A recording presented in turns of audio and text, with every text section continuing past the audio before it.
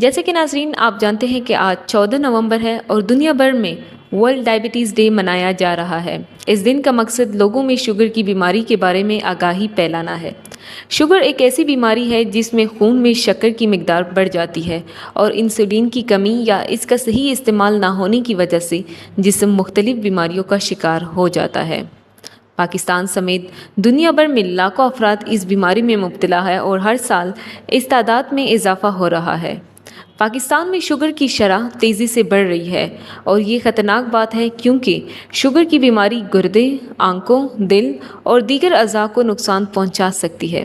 اسی لیے اس دن کا مقصد عوام کو یہ پیغام دینا ہے کہ وہ اپنی زندگی میں صحت مند عادات کو فروغ دیں اور اپنے خاندان اور دوستوں میں بھی اس حوالے سے آگاہی پھیلائیں اور کیسے شوگر سے بچاؤ کے اقدامات کو فروغ دیا جا سکے۔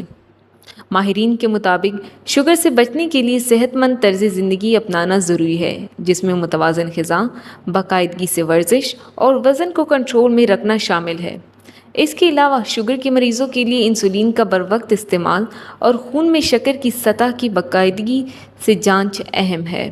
اس دن پر ہمیں اپنے ارد گرد لوگوں کو شوگر سے متعلق آگاہی دینے اور صحت مند زندگی گزارنے کا پیغام دینا چاہیے تاکہ معاشرے میں اس بیماری کی شرح کو کم کیا جا سکے۔ Ramen Rana, J91 news.